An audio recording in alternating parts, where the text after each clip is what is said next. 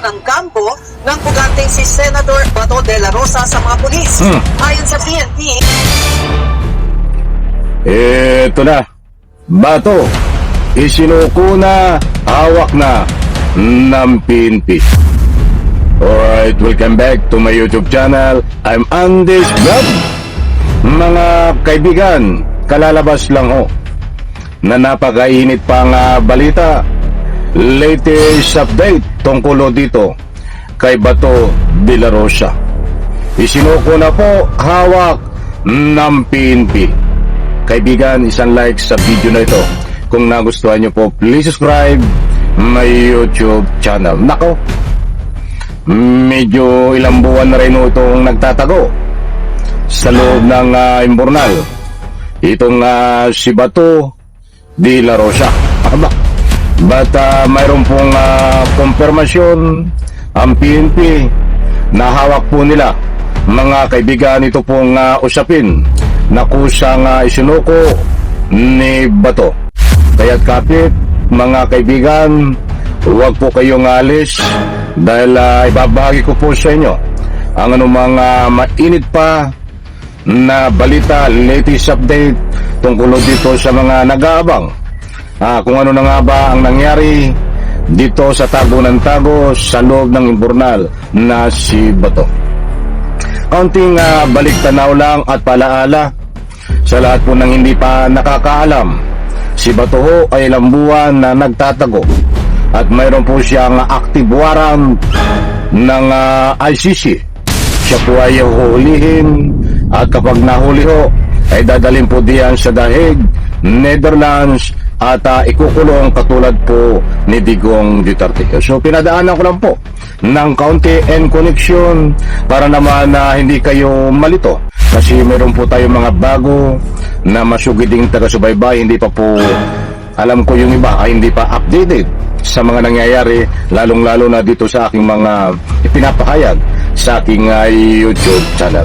Ito mga kaibigan, ibabahagi ko po sa inyo itong usapin ng hawak ng PNP para mas mabuti ay mabigyan po ng linaw.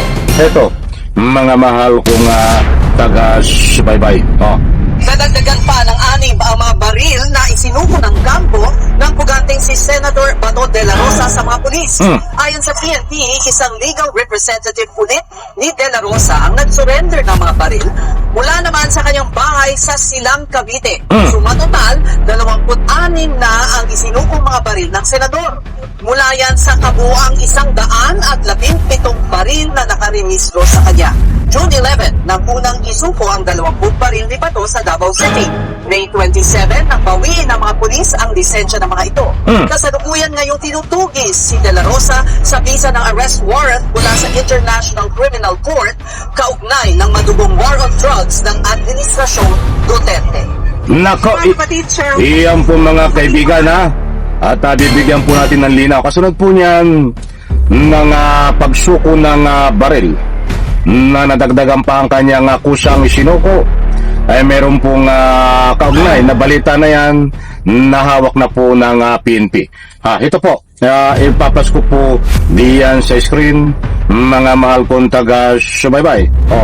Nandiyan ang larawan ni Bato de la Rosa. 26 na armas ni Senador Bato nasa kasalukuya, nasa kustudiya na ng PNP. Babasahin po natin ang nilalaman buhat sa News 5. Mga baril ni Bato. Hawak na ng Philippine National Police. PNP ang 26 na mga baril na nakarehistro sa pangalan ni Senador Ronald Bato de la Rosa matapos bawiin ang kanyang license to own possess firearms registration. Ayon sa PNP, 6 ang baril na isinuko mula sa bahay ng senador sa Silang, Cavite sa pamamagitan ng kanyang legal representative nitong Lunes, June 22. Ay June 22 pa pala sinuko. Nauna nang naisuko ang 20 baril noong June 11. Sakla na revocation order ang kabuang 117 firearms na nakarehistro sa pangalan ni Bato de la Rosa. So ang bali ang firearms niya, ang kanyang pagmamayari na baril ay 117 Nang naisuko pa lang ho ay may kabuuan na 26 mga mahal kong taga-subaybay. So disclaimer lang mga mahal kong kaibigan na hindi po tayo dito nagpapakalat ng anumang fake news. Datapwat na sabi natin na isinuko na, bato isinuko na, para hindi po kayo mabiktima ng anumang fake news. Hindi po si Bato ang sumuko. Ang ibig sabihin po natin doon ay lilinawin natin. Bato isinuko na ang kanyang mga armas sa pamamagitan ho ng kanyang representative.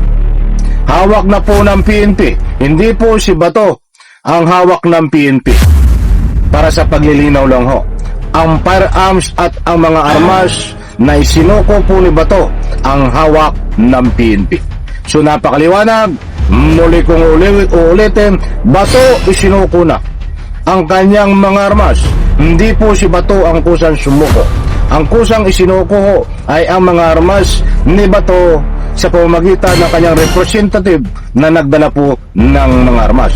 At hawak na ng PNP. Hindi po si Bato ang hawak ng PNP.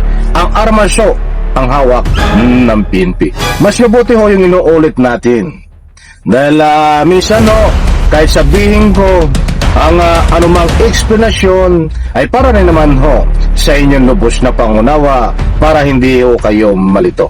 Naunawaan pa ba mga kaibigan, lalong-lalo na ho itong mga bago ko pa na ikangaya taga-subaybay. So abangan po natin mga mahal kong taga nandito nanonood sa aking maliit pa na YouTube channel. Dahil mayroon naman po tayo nakuha na impormasyon sa panibagong lokasyon ni Bato de la Rosa na hanggang ngayon ho ay hindi pa nahuhuli si Bato. Nagtatago ho siya sa loob ng imburnal palipat-lipat mga kaibigan. So ayaw naman po nating pangunahan ang sino mang kinaukulan dito. Abangan po natin at abang-abang ho ito sa next vlog po. Ibabahay ko po sa inyo ang nakuha nating informasyon kapag nagkaroon na ng tunay na ika nga po'y pagsalakay ang mga kinauukulan. Alam nyo na ang gusto kong ipunto doon. Bawal tayong manguna kung saan man ang tinuturong lugar dahil that is confidential. Kahit alam natin na may nagtitip na ganyan at nakakuha tayo ng impormasyon na magsasalakay sa lugar na pinagtataguan ni Bato, yun ay pawang confidential din. Bahala na po ang mga kinaukulan dyan, PNP, NBI o sino mga nakatalaga para tugisin at tulihin si Bato. Patuloy po ang pagtugis ng mga kinaukulan kay Bato. Ang di pa po nahuhuli si Bato, ang kabang-abang bukas sa next vlog po. Nahuli na ba si Bato? Alam niyo na ibig kong sabihin kaibigan, isang like, isang share sa video na ito. Muli po, salamat po sa inyong lahat.